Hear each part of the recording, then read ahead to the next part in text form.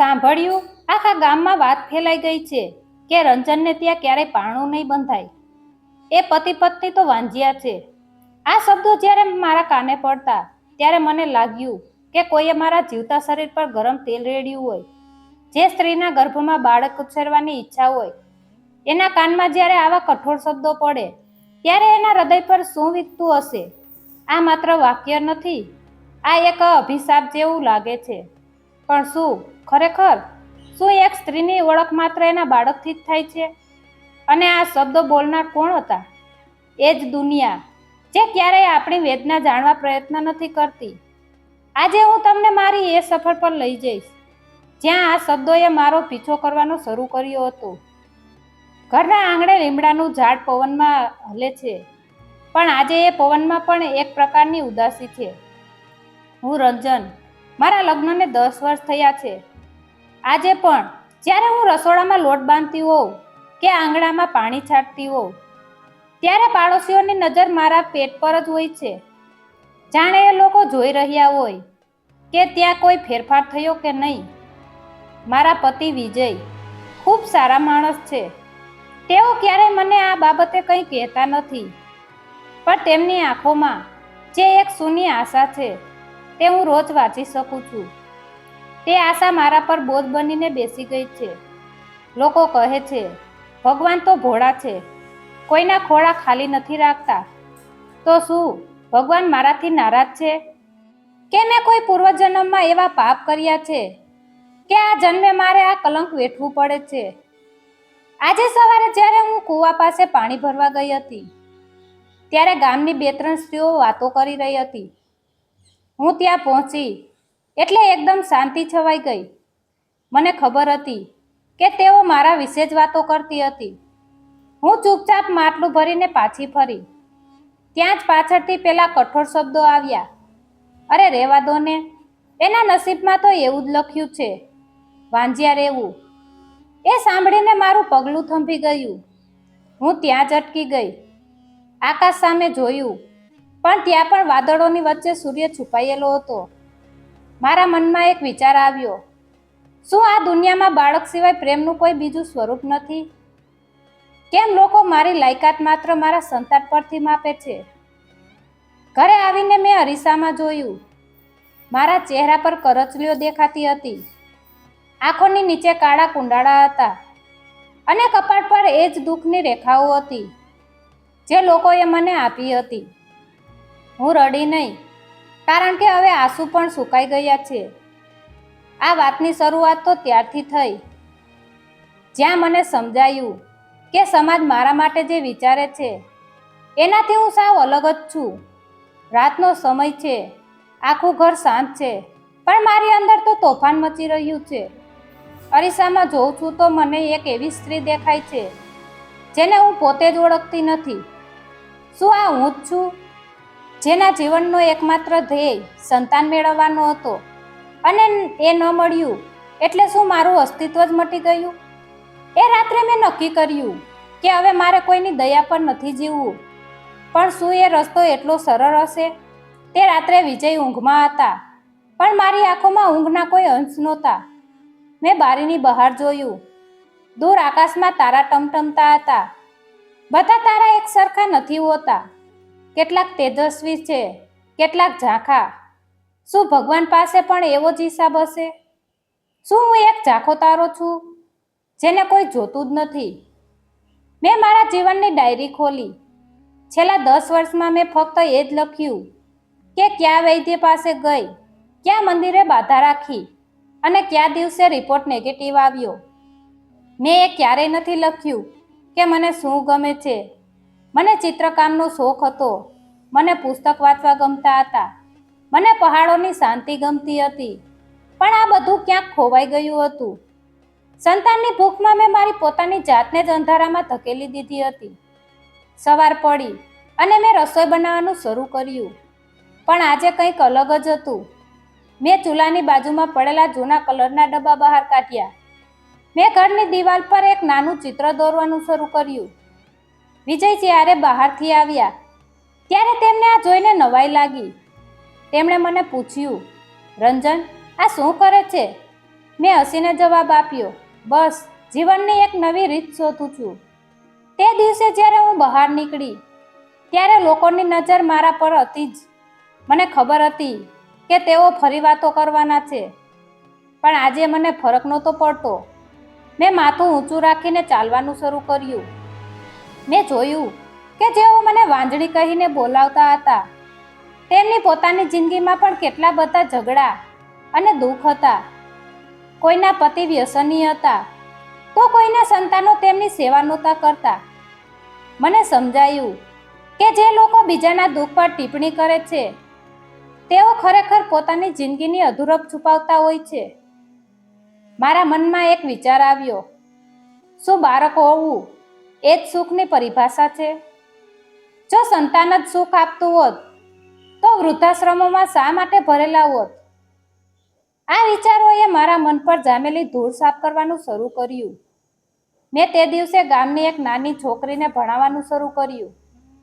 એ છોકરી જ્યારે મારી પાસે બેસીને ભણતી, ત્યારે એના ચહેરા પરનું સ્મિત મને એક અલગ જ શાંતિ આપતું. મને લાગ્યું કે મારે કુખમાં બાળક જોઈએ એવું જરૂરી નથી. આખી દુનિયામાં કેટલાય એવા બાળકો છે જેમને માના પ્રેમની જરૂર છે, પણ આ રસ્તો શું સમાજ સ્વીકારશે? શું આટલું કરવાથી લોકો મને વાંજળી કહેવાનું બંધ કરશે? એ સવાલોનો જવાબ શોધવા માટે મારે હજી ઘણી દૂર જવાનું હતું. મારું મન હવે શાંત હતું. મેં નક્કી કરી લીધું હતું કે હવે હું દુનિયાની નજરે નહીં, પણ મારી નજરે જીવીશ. લોકોનું કામ કહેવાનું છે અને મારું કામ મારા અસ્તિત્વને સાર્થક કરવાનું છે. આ રંજનને શું થઈ ગયું છે? પહેલાં તો એ આખો દિવસ રડતી રહેતી, અને હવે જુઓ, ગામની છોકરીઓને ભણાવે છે. જાણે એના ઘરનું દુઃખ ભૂલાઈ ગયું હોય એમ હસે છે. લોકો કહે છે કે એ પાગલ થઈ ગઈ છે, પણ શું ખરેખર હસવું એ પાગલપન છે? કે પછી રંજન હવે એ સત્ય જાણી ગઈ જે આપણે વર્ષોથી છુપાવી રાખ્યું છે? ગામમાં ચર્ચાનો વિષય બદલાઈ ગયો હતો. હું જ્યારે પણ ઘરની બહાર નીકળતી, ત્યારે લોકોની નજર મારા પર રહેતી. કેટલાક લોકો દયા ખાતા, તો કેટલાક મારી પાછળ ટીકા કરતા, પણ મને હવે એ બધી વાતોનો ડર નહોતો લાગતો. જે છોકરીને હું ભણાવતી હતી, એનું નામ મીરા હતું. મીરાના પિતા મજૂરી કરતા અને એની માતા ઘરકામમાં વ્યસ્ત રહેતી. મીરા ખૂબ જ તેજસ્વી હતી, પણ એને ભણવાની તક નહોતી મળતી. એક દિવસ મીરાએ મને પૂછ્યું, માસી, તમે આટલા બધા ખુશ કેમ રહો છો? ગામના લોકો તો કહે છે કે તમારી પાસે કંઈ જ નથી. મેં એના આ માથા પર હાથ મૂક્યો અને કહ્યું, બેટા, જેની પાસે પ્રેમ વેચવા માટે હોય એ ક્યારેય ખાલી ન હોઈ શકે. સુખ બહારની વસ્તુઓમાં નથી, પણ આપણે બીજા માટે શું કરીએ છીએ તેમાં છે. મારા ઘરમાં પણ વાતાવરણ બદલાઈ રહ્યું હતું. વિજય, જે પહેલા હંમેશા ઉદાસ રહેતા, તે હવે મને ભણાવવામાં અને ચિત્રો દોરવામાં મદદ કરતા હતા. અમે બંને મળીને ઘરના એક ખૂણે જ્ઞાનની પાઠશાળા જેવું બનાવ્યું હતું. ધીમે ધીમે વધુ બાળકો આવવા લાગ્યા. જે લોકો પહેલા મને ટોણા મારતા હતા, તેમના બાળકો હવે મારી પાસે ભણવા આવતા હતા.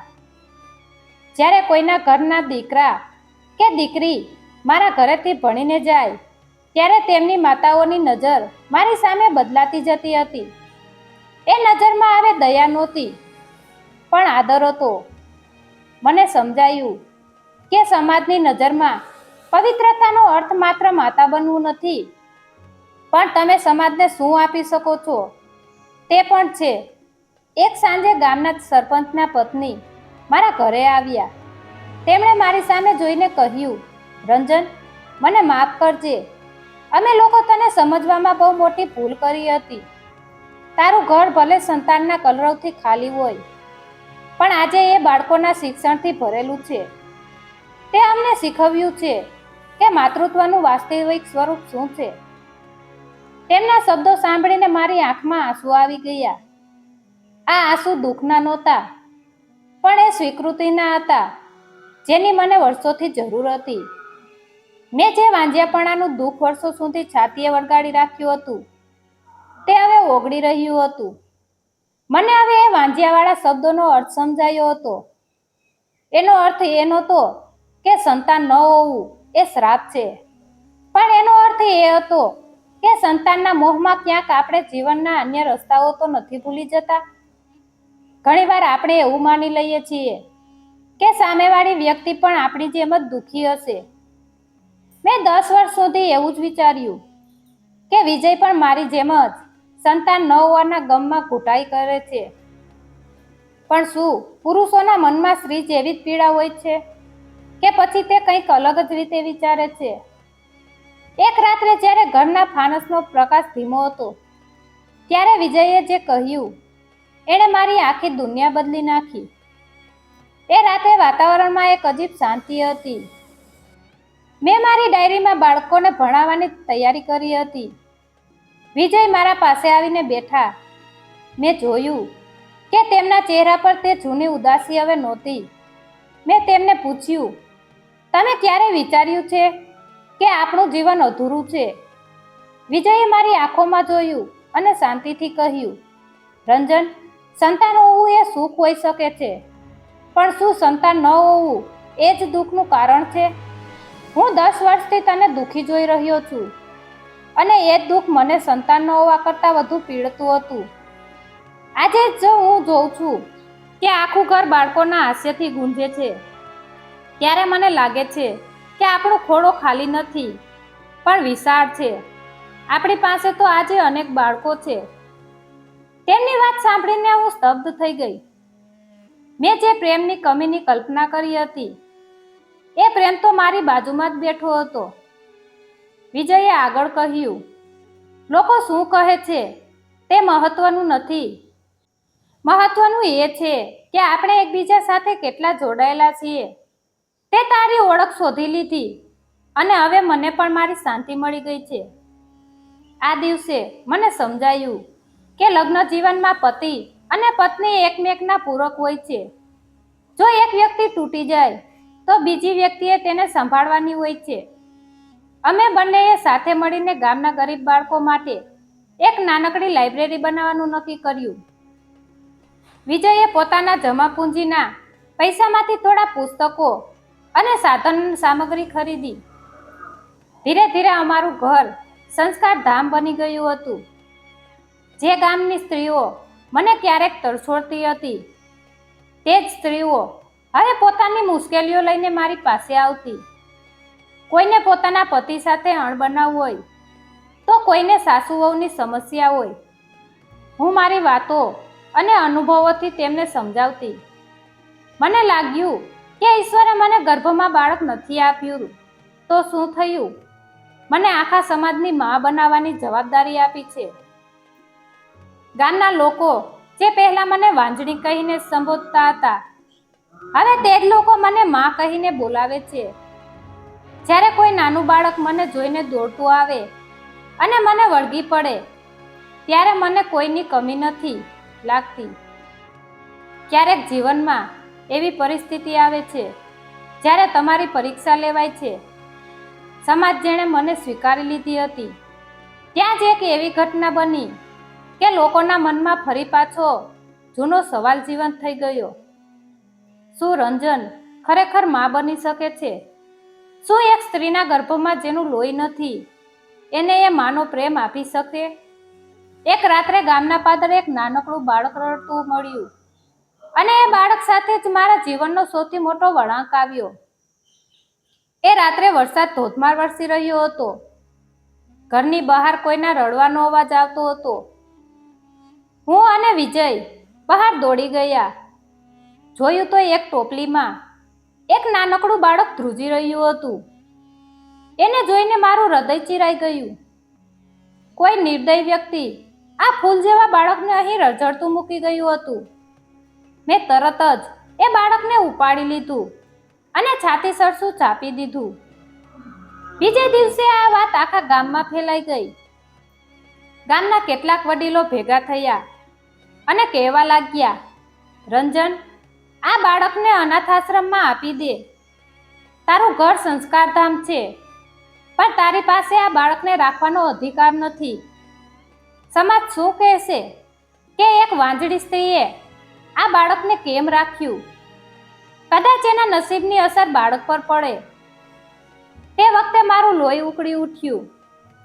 જે લોકો મને માં કહેતા હતા એ જ લોકો આજે મારી પરીક્ષા લઈ રહ્યા હતા.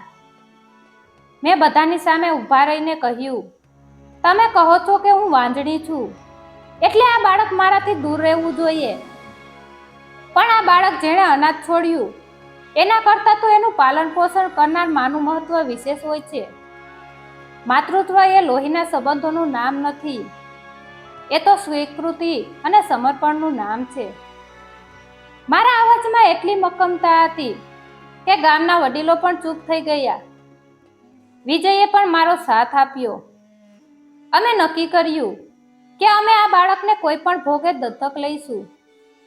કાયદાકીય પ્રક્રિયા લાંબી હતી, પણ મારા સંકલ્પો આગળ એ બધું નાનું લાગવા માંડ્યું. ધીરે ધીરે મેં એ બાળકની એવી કાળજી રાખી કે એને ક્યારેય લાગ્યું જ નહીં કે એ કોઈ બીજાની કુખેથી જન્મેલું છે. એ બાળકના હસવાથી મારું આખું ઘર ગુંજી ઉઠ્યું. જે લોકો મને વાંજળી કહીને મજાક ઉડાવતા હતા એ જ લોકો હવે મારા ઘરે આવીને એ બાળકને આશીર્વાદ આપે છે. તે દિવસે મને સમજાયું કે જીવનમાં જ્યારે તમે કોઈ નિર્ણય લો છો ત્યારે સમાજ પહેલાં તો વિરોધ કરે જ છે, પણ જો તમારો નિર્ણય પ્રેમ અને માનવતા પર આધારિત હશે તો અંતે સમાજ પણ નમતું મૂકશે. મેં મારા મનના એ બધા ડરને ધોઈ નાખ્યા હતા જે મને વર્ષો સુધી પરેશાન કરતા હતા. બાળકનું નામ રાખ્યું આનંદ, કારણ કે એના આવવાથી મારા જીવનમાં સાચો આનંદ આવી ગયો હતો. આજે જ્યારે હું આંગણામાં બેઠી છું ત્યારે મારો ખોળો ખાલી નથી. મારી આસપાસ બાળકોનું ટોળું છે અને મારા ખોળામાં આનંદ રમી રહ્યો છે. 10 વર્ષ પહેલા જે સ્ત્રી અરીસા સામે ઊભી રહીને પોતાને વાંજળી કહીને રડતી હતી એ જ સ્ત્રી આજે દુનિયાને નવી દ્રષ્ટિ આપી રહી છે. લોકો હવે મને વાંજળી નહીં પણ માં કહીને બોલાવે છે. તો શું ખરેખર વાંજ્યા રહેવું સારું હતું કે પછી એ દુઃખ જ મને મારી સાચી ઓળખ સુધી લઈ આવ્યું હતું? સમયનો પ્રવાહ બહુ બળવાન હોય છે. આજે ગામની એ જ શાળામાં જ્યાં હું ભણાવતી હતી ત્યાં હવે સેંકડો બાળકો ભણે છે. મારા ઘરના દરવાજા હવે કોઈના માટે બંધ નથી. જે સ્ત્રીએ વર્ષો સુધી સંતાન ન હોવાના આક્રંદમાં પોતાની જિંદગી વેડફી નાખી હતી એણે આજે સમજી લીધું છે કે ઈશ્વરે મને ગર્ભમાં બાળક નહોતું આપ્યું કારણ કે મારે કોઈ એક બાળક માટે નહીં પણ આખા સમાજના બાળકો માટે માં બનવાનું હતું. આજે જ્યારે હું ભૂતકાળ તરફ જોઉં છું ત્યારે મને એ ગામની સ્ત્રીઓ યાદ આવે છે જેણે મને વાંજળી કહીને પથ્થર માર્યા હતા, પણ મને એમના પર કોઈ ગુસ્સો નથી. એમના શબ્દો તો મારા માટે ઉદ્દીપ બની ગયા હતા. જો તેમણે મને એક કઠોર શબ્દ ન કહ્યા હોત તો કદાચ હું આજે પણ એ જ બંધન અને એ જ પીડામાં જીવતી હોત. મેં સંઘર્ષની એ ભઠ્ઠીમાંથી પસાર થઈને જ મારી જાતને સોનાની જેમ તપાવી છે. વિજય અને મેં સાથે મળીને જે સંસ્કારધામ બનાવ્યું હતું તે આજે આખા જિલ્લામાં જાણીતું છે. અનેક લોકો હવે દંતક લીધેલા બાળકો સાથે સુખી જીવન જીવવાની પ્રેરણા મારી પાસેથી લેવા આવે છે. મને હવે સમજાયું છે કે એક સ્ત્રી સંપૂર્ણતા એના સંતાનથી નહીં પણ એના પ્રેમથી માપવામાં આવે છે. બાળક ન હોવું એ એક શારીરિક સ્થિતિ છે, પણ માં ન હોવું એ એક માનસિક સ્થિતિ છે. અને મેં નક્કી કર્યું હતું કે હું ક્યારેય માનસિક રીતે નબળી નહીં રહું. મારા જીવનનો આ સફરનો સાર એ જ છે કે દુનિયા તમારી સાથે શું કરે છે એ તમારા હાથમાં નથી, પણ તમે તમારી પરિસ્થિતિને કેવી રીતે સ્વીકારો છો અને એમાંથી કેવો માર્ગ કાઢો છો એ સંપૂર્ણપણે તમારા હાથમાં છે. આજે મારું જીવન કોઈ મહાકાવ્યથી ઓછું નથી. એક સ્ત્રી તરીકે, એક પત્ની તરીકે અને એક મા તરીકે હું પૂર્ણ છું. જીવનમાં જ્યારે દરવાજા બંધ થાય ત્યારે હતાશ થઈને બેસી રહેવાને બદલે નવી બારીઓ ખોલવી જોઈએ. માતૃત્વ એ માત્ર લોહીના સંબંધોનું નામ નથી, પણ કરુણા, પ્રેમ અને સમર્પણનું બીજું નામ છે.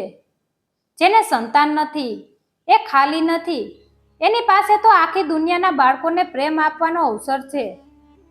જે દિવસે તમે પોતાની પીડાને બીજાની સેવાના માધ્યમમાં બદલી નાખશો, એ દિવસે તમે સાચા અર્થમાં પૂર્ણ થયા જશો.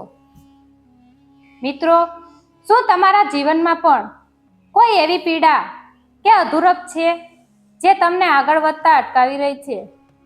આજે જ એ પીડાને તમારી શક્તિમાં બદલો. તમારી આસપાસ એવી ઘણી વ્યક્તિઓ હશે જેને તમારા પ્રેમના હાથની અને માર્ગદર્શનની જરૂર છે. તમારી જાતને બીજા માટે અર્પણ કરો, કારણ કે જે બીજાને ખુશી આપે છે, ઈશ્વર એના ખોળા હંમેશા ભરેલા રાખે છે. શું તમે આજે કોઈના જીવનમાં ખુશી લાવવા માટે તૈયાર છો? આ વાર્તા લાઈક કરો અને તમારા મિત્રો, સગા સંબંધીઓને શેર કરો અને અમારી ચેનલને સબસ્ક્રાઈબ કરવાનું ભૂલતા નહીં. આભાર.